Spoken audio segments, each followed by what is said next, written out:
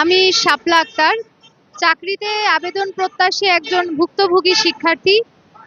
আমরা এখানে আজকে মূলত আমরা যারা বঞ্চিত হয়েছি দীর্ঘ ১৬ বছরের একটা বঞ্চনা তো আমাদের আছেই, সাথে বিশ্বব্যাপী করোনা মহামারীর সময়টাতে আমরা প্রায় ৩ বছর বঞ্চিত হয়েছি। যখন আমরা 17, 18, 19, 16, 17, 18, 19 যারা হচ্ছে গ্র্যাজুয়েশন কমপ্লিট করে চাকরির বাজারে প্রবেশ করে, দেখা যাচ্ছে যে তারা হচ্ছে করোনার সময়ে সম্পূর্ণ ৩টা বছর চাকরিতে আবেদনের সুযোগটা হারিয়েছে এবং হচ্ছে বিশ্বব্যাপী অর্থনৈতিক মন্দার কারণে ১.৫ বছর যাবৎ একটা হচ্ছে সার্কুলার বন্ধ ছিল। তো তারপরে সরকার যে ব্যাকডেট সুবিধা দিয়েছিল আমরা সেটা থেকে বঞ্চিত।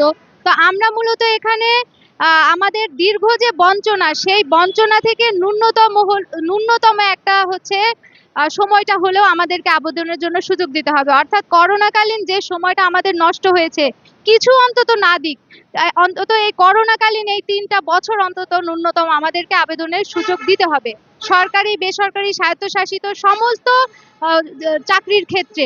কারণ হলো যে দেখা যায় যে আমাদের একটা আন্দোলনের প্রেক্ষাপটে জনপ্রশাসন সংস্কার কমিশন 37 একটা সুপারিশ করেছিল, কিন্তু সেই সুপারিশটা বাস্তবায়ন করা হয়নি, 32 করা হয়েছে। এখন সরকার যেহেতু 32 একবার করে ফেলেছে, সিদ্ধান্ত নিয়েছে, আমরা সরকারের হচ্ছে সেই সিদ্ধান্তের প্রতি সম্মান রেখেই বলছি যে প্রকৃত ক্ষতিগ্রস্ত যে সকল শিক্ষার্থীরা আছে তারা মূলত এই করোনাকালীন যে 39 মাসের ব্যাকডেট সুবিধাটা দেওয়া হয়েছিল সেটা বঞ্চিত। তারা যখন 32-এর প্রজ্ঞাপন দেওয়া হয়েছে তারা অলরেডি 32+। তা এখন তারা হচ্ছে চাকরিতে আবেদন করতে পারছে না, অত্যন্ত মানবেতর জীবনযাপন করতেছে। তো আমি মনে করি যে আমাদের দাবিটা সম্পূর্ণ যৌক্তিক, আমরা কোনো অযৌক্তিক দাবি নিয়ে রাজপথে দাঁড়ানোর মতো আসলে দুঃসাহস করিনি। তো এক্ষেত্রে আমাদের বিগত সময়গুলোতে প্রশ্ন ফাঁস, তারপরে হচ্ছে ডিবাই চক্র, তারপরে হচ্ছে কোটা, যে কোটা নিয়ে আমাদের হচ্ছে 24-এর গণ অভ্যুত্থানটা হলো, সেই কোটাটা সবচেয়ে বেশি আমরা ফেস করেছি। তো ওই যখন কোটা মুক্ত একটা হচ্ছে চাকরির বাজার তৈরি হলো, সেই জায়গাটাতে আমরা বঞ্চিতরা আবার বঞ্চনার শিকার হচ্ছি, আমরা সেখানে আবেদন করতে পারছি না। আমরা অলরেডি 32+। একটা দেশের নীতি নির্ধারক যখন সিদ্ধান্ত নিবে তখন তাদেরকে সিদ্ধান্ত নেওয়ার ক্ষেত্রে অবশ্যই বিবেচনায় রাখতে হবে যে কারা প্রকৃত ক্ষতিগ্রস্ত আর কারা অলরেডি সুবিধার মধ্যে আছে, কাদের জীবনে হচ্ছে স্পেশালি কোনো একটা সুবিধার প্রয়োজন আছে, সেটা তারা বিবেচনা না করে তাদের ইচ্ছে মতো একটা সিদ্ধান্ত দেখা যায় যে আমাদের উপরে চাপিয়ে দিয়েছে।